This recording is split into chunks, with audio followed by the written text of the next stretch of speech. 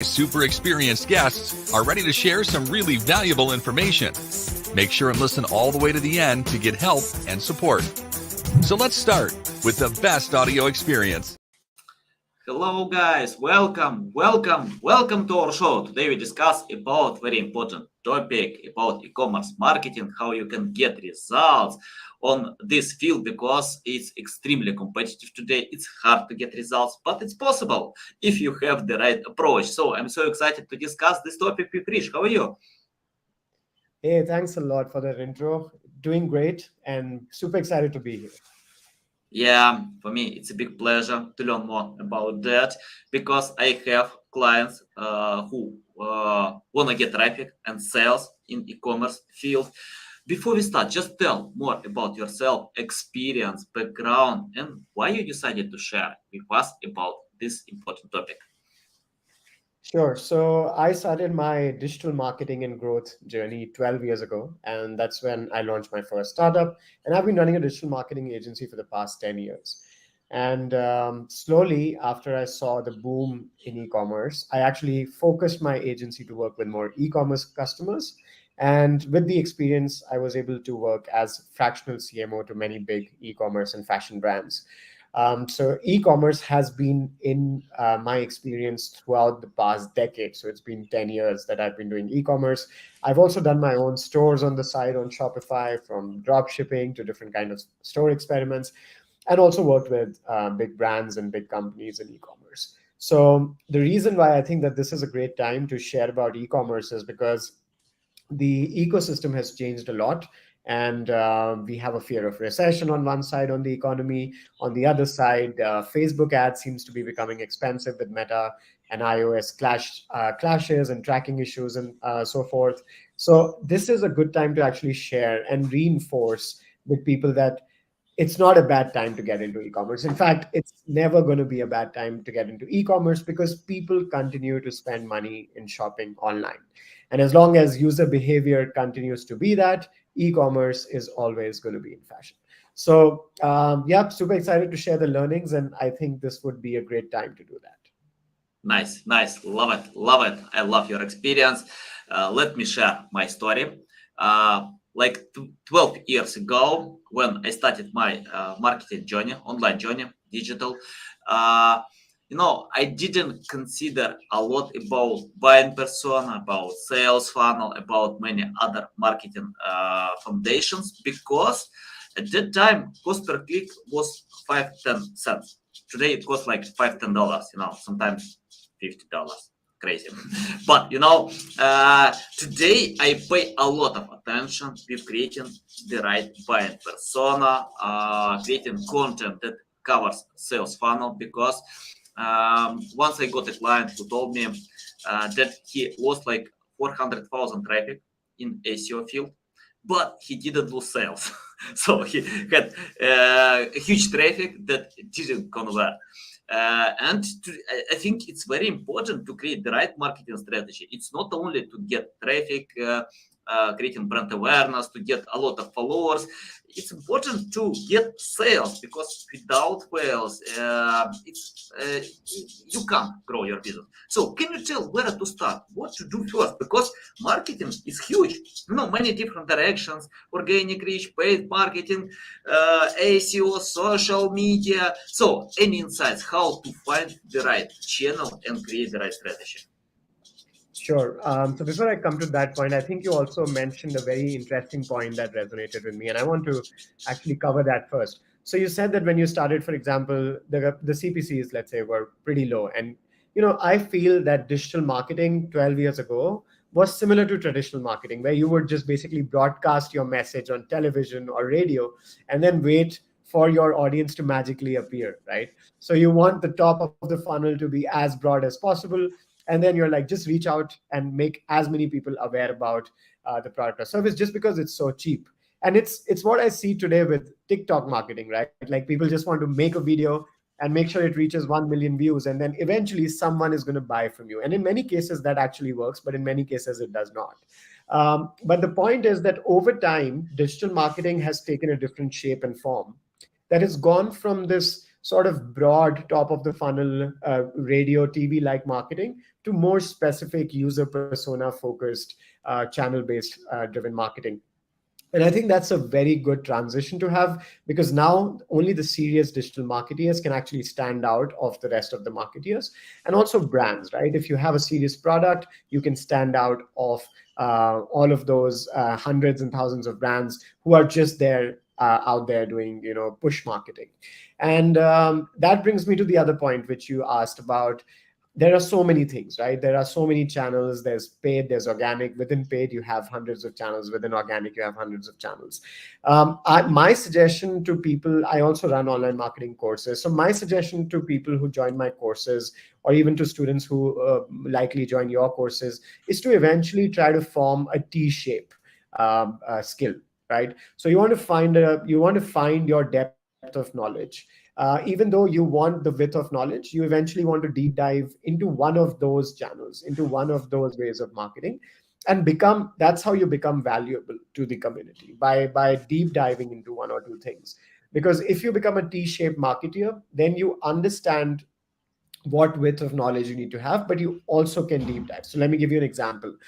You might know about content, blogging, SEO, SEM, and all of those other things, but then you can deep dive, let's say, on link building, right? Or you can deep dive on-page technical SEO, or you can just deep dive into a specific social media channel.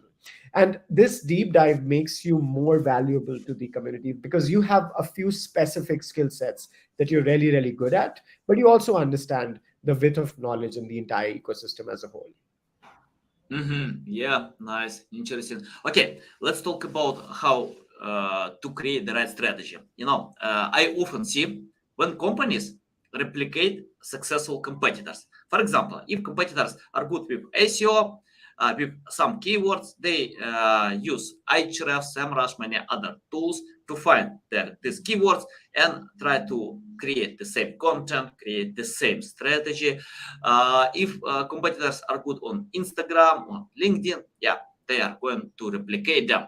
But sometimes competitors, not sometimes, often, even always, they consider their strong sides. If they have success with some specific channels, because of knowing how these channels work, because of knowing how to create content that can help to cover a buying persona.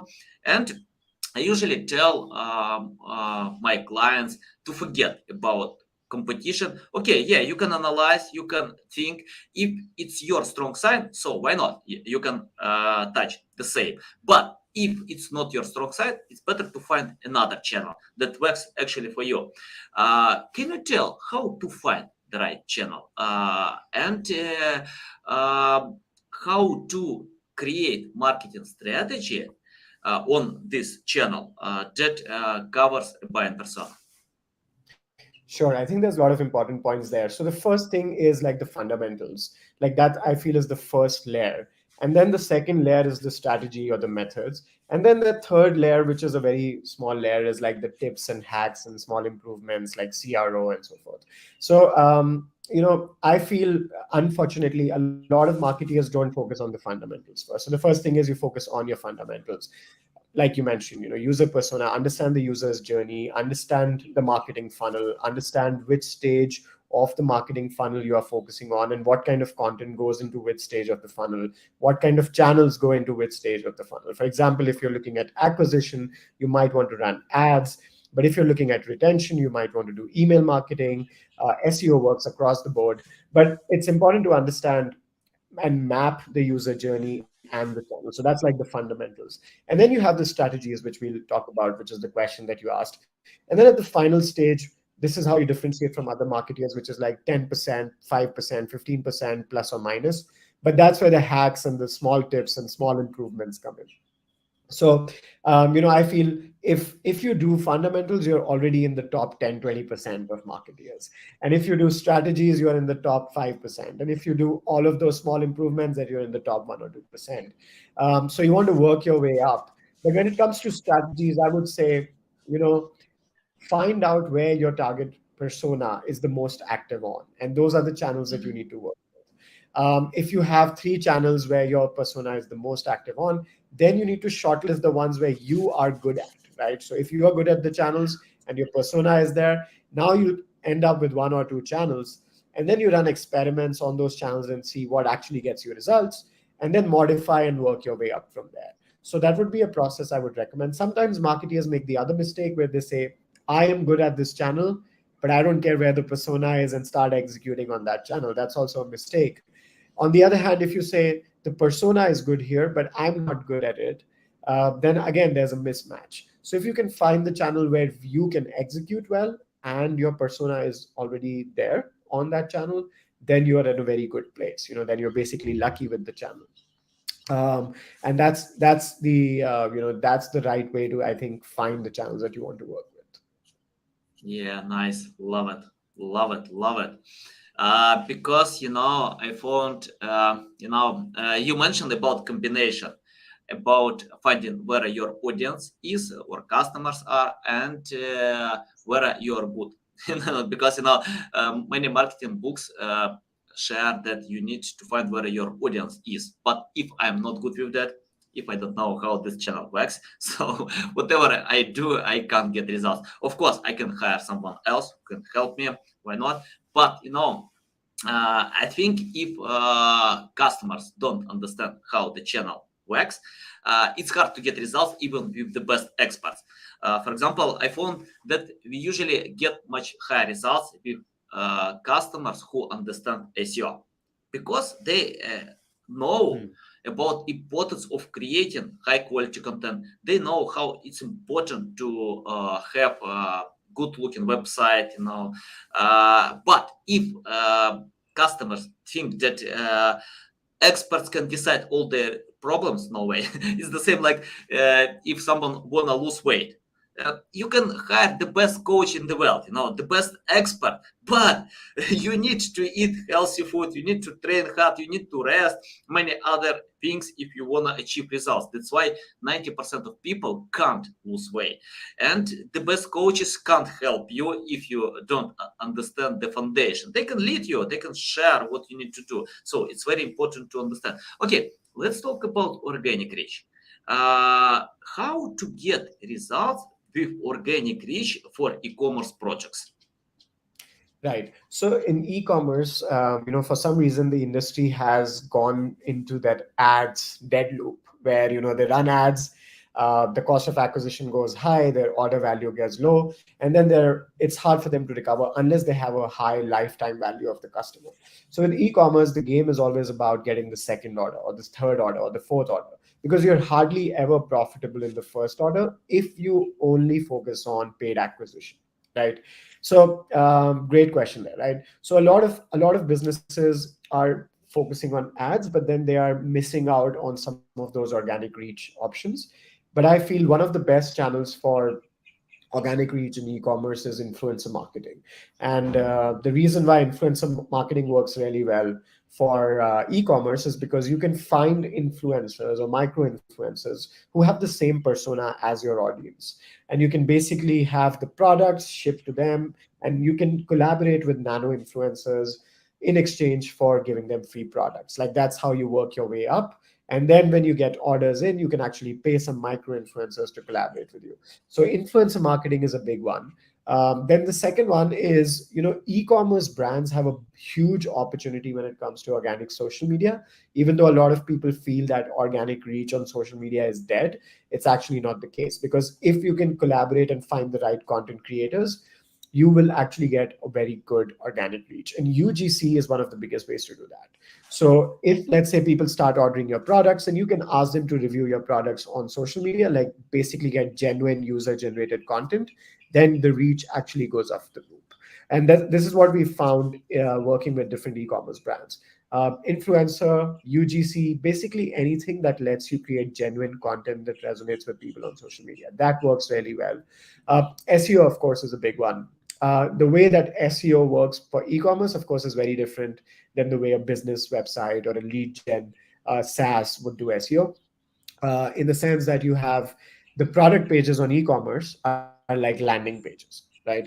And whenever you drive traffic from ads, you either drive it to a product page or you drive it to a collection page where you have a collection of products. But most e-commerce brands ignore their blog section completely. And it's very common to fall into this trap because you have your focus on the product pages. But when we started this experiment of actually creating high quality content on the blogs, which resonates with people, we also saw very good results. So, for example, we work with a skincare brand where we were basically the brand was just optimizing the skincare product pages. And then we said, why don't you write blogs about skincare tips or beauty tips that your target audience can follow? And that got us a lot of good organic reach as well. So, I would say, blogging, influencer marketing, and UGC would be like my three picks for e-commerce brands if they want to get like organic reach. Yeah. Okay. Let's talk about influence marketing. Can you tell how to find the right influencers? Because Right. we have a lot of accounts that have audience, but it doesn't mean that you can sell products with different influencers. And I found we have some fake influencers who get fake followers, can create this engagement. I'm not sure it's a good idea to cooperate with such influencers. Can you tell your methods how to find influencers that will provide results? Right. So since you mentioned the fitness example, it comes to my mind, finding the right influencer is like finding a good abs workout, because there are so many workouts on YouTube which will sell you six-pack abs in 5 minutes, but it doesn't work. You don't get the abs in 5 minutes. So filtering out to influencers, I have three different criteria. The first one is that the influencer persona should match my user persona. So basically, if my user is, let's say, a female, 18 to 26 years old, based in the US or Canada, then I'm also looking at an influencer who is 18 to 26, female, based in US or Canada. So I'm basically mapping my user persona and the influencer persona. The second thing I'm looking at is the metrics on their social media accounts, and I'm not looking at the number of followers. I'm looking at the engagement rates. So when I look at the engagement rates, I have a much better clarity on whether this is a genuine influencer or not. Along with engagement rates, I'm also looking at sudden spikes or dips in the follower count. So let's say, for example, if someone has 5,000 followers and the next day they have 4,000 followers, that means they probably bought 1,000 followers, right? Or if they have 4,000 followers and within one day they have 5,000 followers, like those are like the obvious ones. Sometimes, my team is browsing through their followers and seeing if they have bot accounts, if they have spammy usernames, if they have no profile pictures. It's the obvious signs. So that's the second thing. If the engagement rate is good based on the number of followers that they have. So if they have more followers, they'll typically have slightly lower engagement rates, and that's fine. But if they have less followers, they should have very high engagement rates. So with high engagement rates, that's my second criteria. And then finally, my third criteria is, have they collaborated with any other brand, which is my competitor in the past? And if they've done that, it's actually a good sign because that means that it has worked out for another brand. Some brands think that if they have done a partnership with another brand, we should not work with them. But it's actually the other way around. You should actually work with those people who are working with other brands, because even though they are competitors, that means that it's working out for the other brands. So those are my three criteria to select influencers. Awesome. I love your criteria because I know how it's hard to find the right influencer, and I often see when someone can share influence marketing doesn't work for me. Why? Because I tried and failed. Probably you found the wrong influencer, and we have a lot of fake influencers, and it's the same, with paid marketing, with SEO. When someone can share, SEO is dead, paid marketing is overwhelmed, overpriced. Yeah, of course, all channels overwhelmed and overpriced because of competition. You're not alone. So your goal is to be better than others. And sometimes I can tell, forget about algorithms because SEO algorithms change fast. If I remember correctly, like 7,000 times a year, Google changed the algorithms. We don't see these teeny changes. We have some core algorithms, but in the end, if you pay attention to customers, if you pay attention to satisfy user intent, you can touch these algorithms. And I spoke with a few influencers. For example, Bridget Heisen, she has 4 million followers on LinkedIn, And I found that many influencers don't understand how algorithm works, because they have no time with that. Okay, you can recognize today and tomorrow will be changed. So what's the point?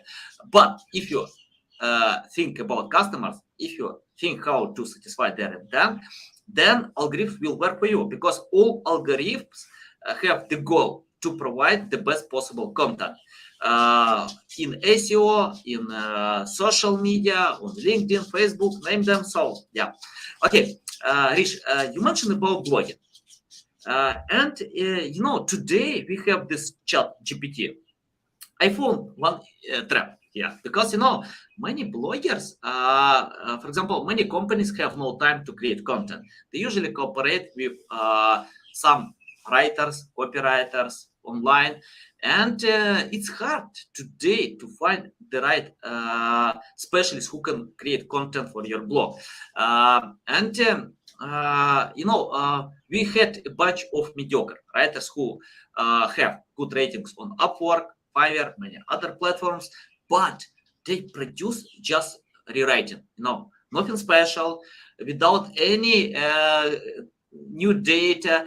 And I was caught a few times with that as well, because all these writers can use chat GPT, I'm not against AI. Of course, it's the future. It's present, it's not only the future. It can help to save time, but if you rely 100% on the tool, you can't get results. You need to spend time with editing. You need to spend time with providing something new. This tool can help to go in the right direction. So can you tell how to find responsible writers who can create content for your blog? Sure. So I have a very different opinion than most people in the industry on this. I feel that the best writers are the business owners. So the reason why I feel that is because I personally write all the blogs and all the content on my own business websites. And that's because I only write from personal experience. I don't write from, coming from a research perspective. Like I'm not reading 4 blogs and then making a new blog out of reading those 4 blogs, because, Chat GPT can do that. Jasper.ai can do that. I want to do something which these tools cannot do.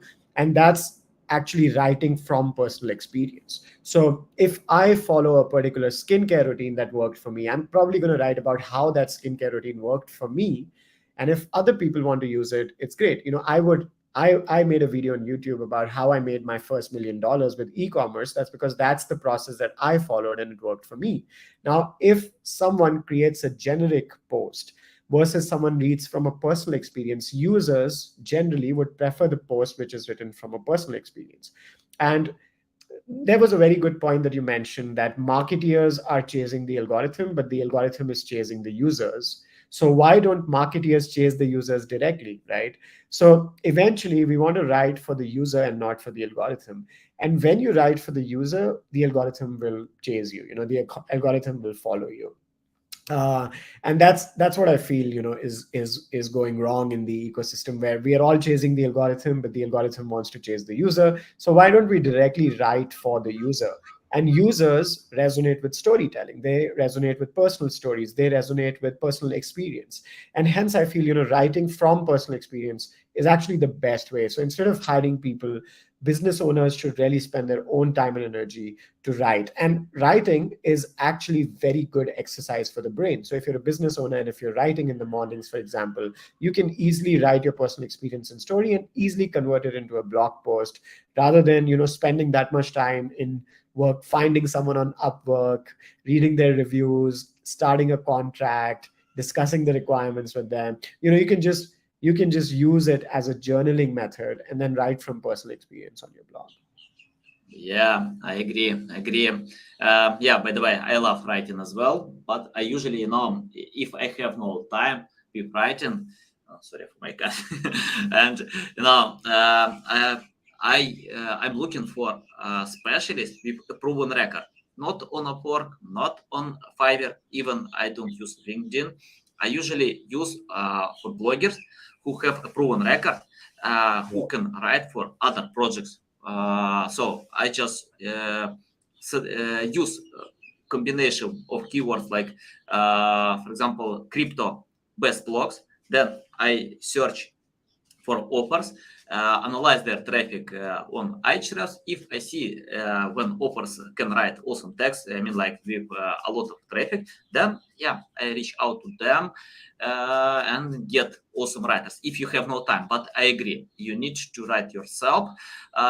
If you have this writing skill, you can you impact to the process. You can write for customers because specialists who don't work in your company don't know your product. You know what kind of unique selling proposition you have, and sometimes it's better to forget about search engines and think more about humans. So of course you can optimize for search engines, but think about humans first. Okay, Right. Rish, I have the question about can you tell what common mistakes can you see in e-commerce marketing companies still do? Because many things are changing. And I remember if I used something like 5-10 years ago, I adapt a lot to new challenges, to new technologies, because of competition. So tell what kind or list mistakes that companies still do and how to find a much better way. Right. So the first most common mistake that I see e-commerce brands make is focusing all their time and energy on acquisition. And there's a lot you can do in e-commerce with retention and referral. And brands mostly do not run a lot of retention campaigns. If they do, they don't focus enough time to learn and improve their retention campaigns, and they don't do a lot of referral campaigns. So most of the time they spend on acquisition, which is basically like spending a lot of money on ads, SEO, which is all great. But then if you don't get the second order from the user, then basically you're not going to end up making profit margins. And while you can see a very good top line in terms of revenue, you'll be way down on your bottom line. Like that's the first thing. The second thing is ignoring conversion rate, because let's say, for example, I mean, this is such a low hanging fruit.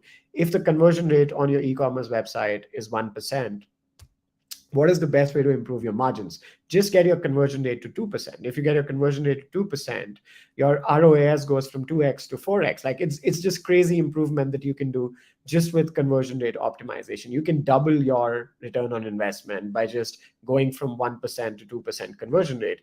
But brands just see, okay, 1%, fine, let's just run ads. Wait it out. Don't scale your campaigns. First, get it to 2%, get it to 3% if you can. Run some conversion rate optimization strategies on your product pages, on your cart pages, on your checkout pages. Once your conversion rate is high enough, and then you spend money on ads, your funnel is going to favor you and your ROI is going to be much higher. So that's the second biggest mistake. And the third biggest mistake is brands take a lot of time to actually come to start focusing on their average order value. So brands just assume that the AOV is decided by the user, because if they buy more, the average order value goes up.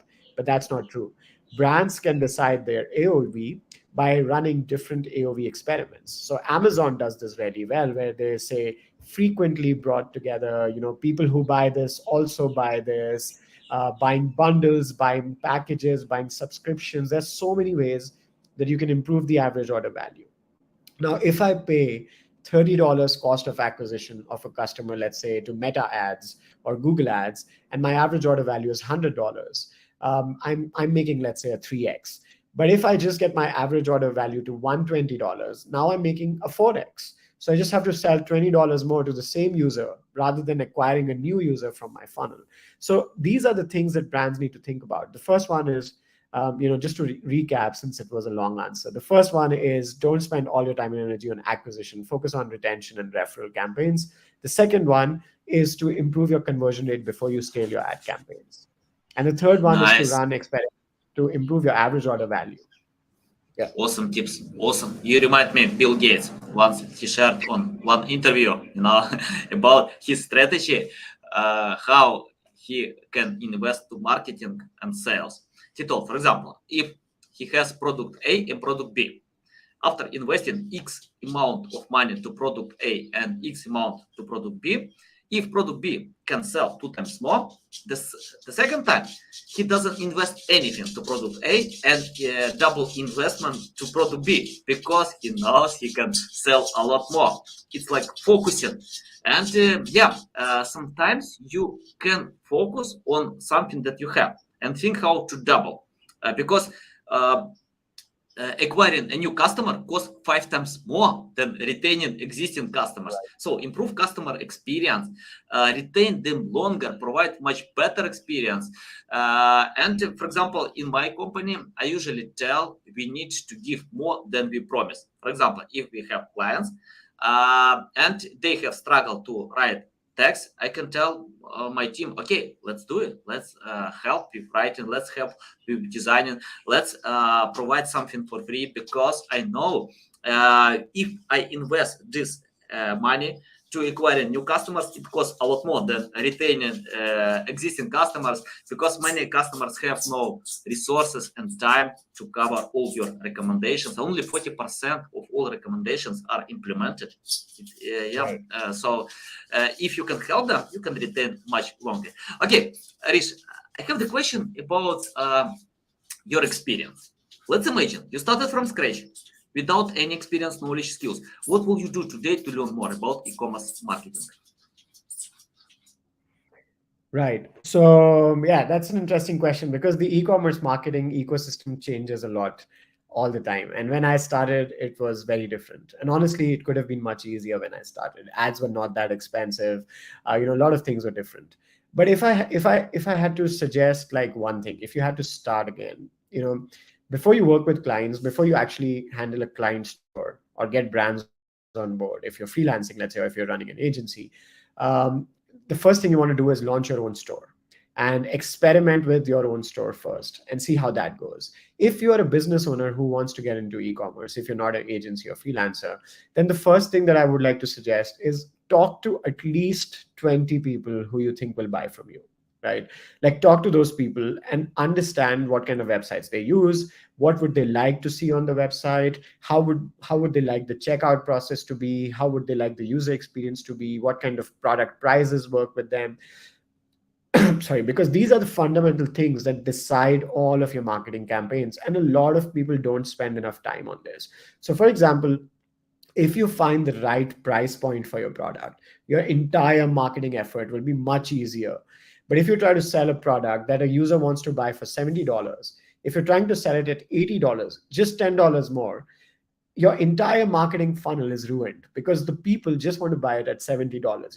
You have to test those fundamentals. So get your fundamentals in first, talk to users, understand their persona, understand how they behave online, what kind of prices they want to buy at, and then start your e-commerce journey.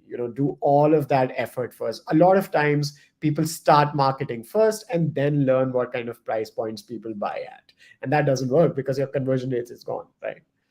Nice. Yeah. By the way, I often speak with many marketing experts, and I found, for example, if I ask 100 times about their methods, I can get 100 different replies, various replies, because it doesn't mean that someone is right or wrong.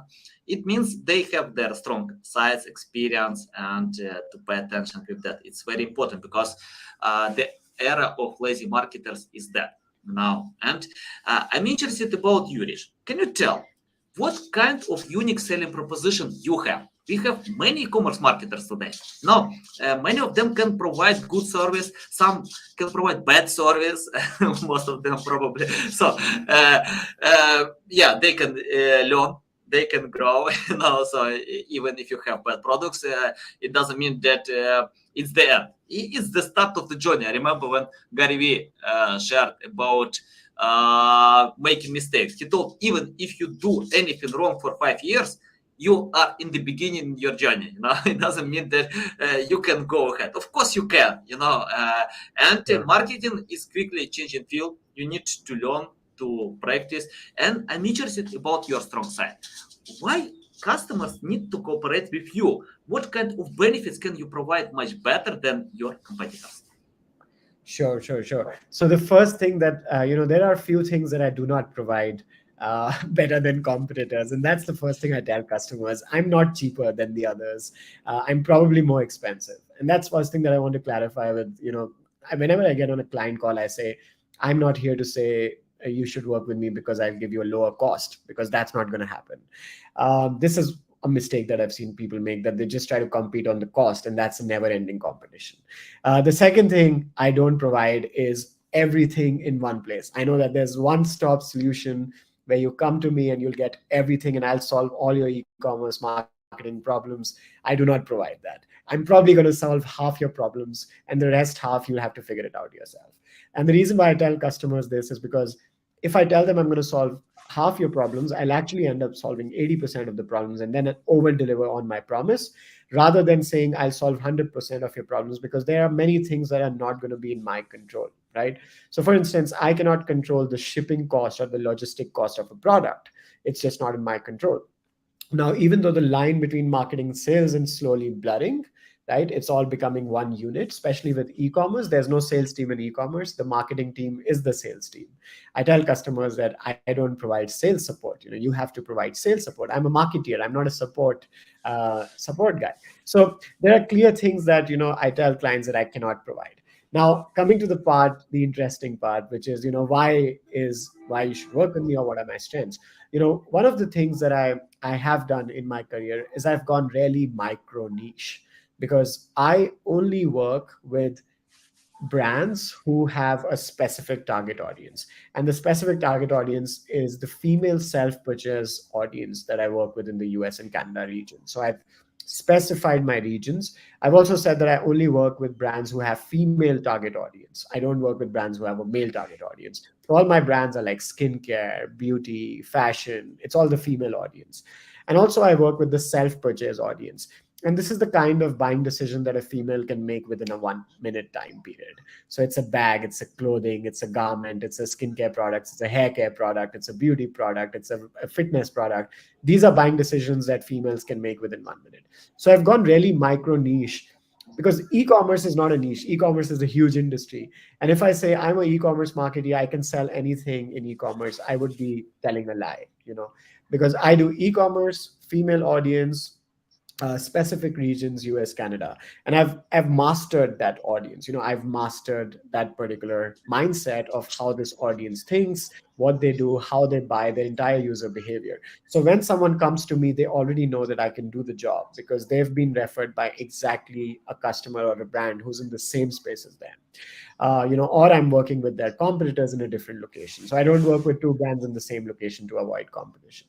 So that's how I've specialized by really micro niching. And if someone had to start marketing as a service, I would recommend the same thing. Go really micro niche, instead of just saying I can do anything in e-commerce marketing, because that's not true. Yeah, I love it. I love it. In 2020, I decided to grow my social media profiles. I jumped on Facebook, LinkedIn, YouTube, Yeah. Instagram, TikTok, many channels, Twitter, and the best results that I got, I think like 5-10 followers a day, 100 views. Then I switch all my attention to LinkedIn, to pay attention only to one social media. Even I stopped repurposing content. And I improved my results to 200 followers a day, 10,000 views, because of paying attention to one specific channel. And I always tell my clients, don't search for someone who can decide all your problems. Or you can hire a marketing manager who can cooperate with many different marketers, various marketers who know specific directions. But don't search for the best price. It's the wrong strategy ever.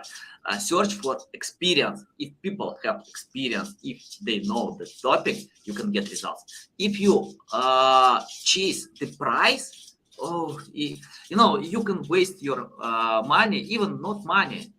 Sometimes such promotion can hurt, and sometimes you can waste your time. For example, if you lose money, that's okay. I lost many times money in my life. For example, I had bad projects that I've learned from them. But I think it's more important to not to waste your time, because you can't recover time. You can lose money and get them back. You can lose properties, get them back, but you can't recover time.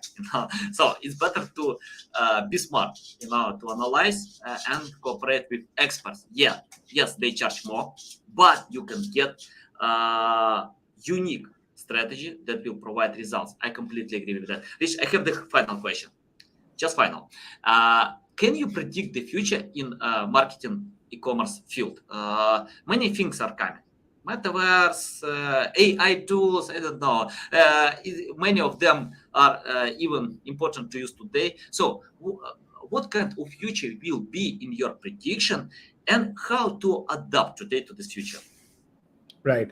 So can I predict the future? The short answer is no. But the long answer about e-commerce marketing, what do I feel about e-commerce in the future?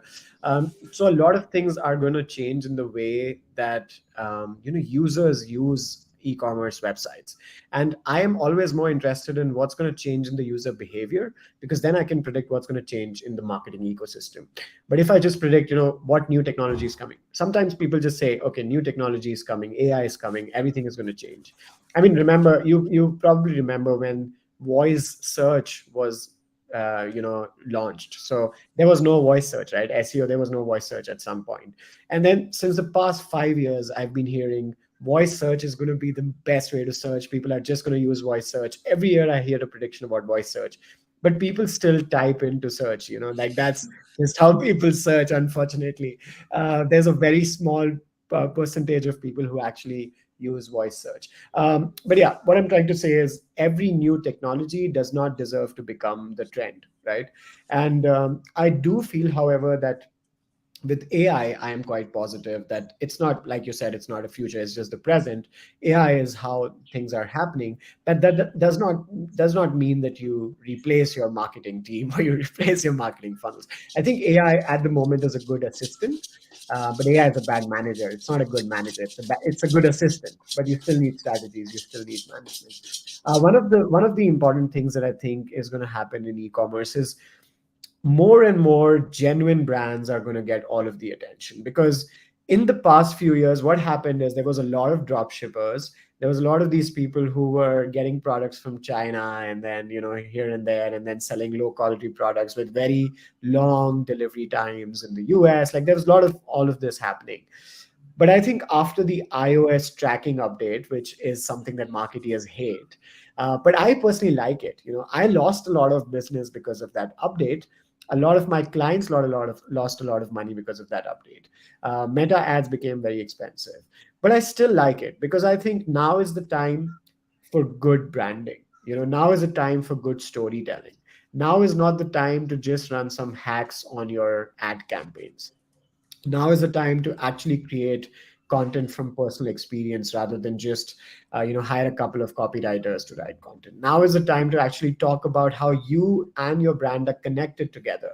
Now is a brand to personalize. Now is the time to actually create personalized connections with people, which we call zero party data and so forth. But it's actually just the time to go back to how branding should actually be done. That's what I feel. Nice. Yeah, love it. I think, it doesn't matter what will happen, because in marketing, many things happen fast. And if you have experience now to adapt, if you have experience to create content for customers, then you can adapt to new channels fast. Without experience, I don't understand the point when someone can share why I need to use SEO if SEO will be dead. Of course, SEO will be dead, but it takes time. It takes a long time. Okay, even metaverse can change the world. Okay, but if you have experience in SEO or on LinkedIn, you can adapt faster because of this experience. I love the point when someone asked Gary Vee about TikTok. Okay, US can ban TikTok. Why? To grow on TikTok. Because if you have experience growing on TikTok, even if Yep. it happens, you can adapt this experience to any other channel.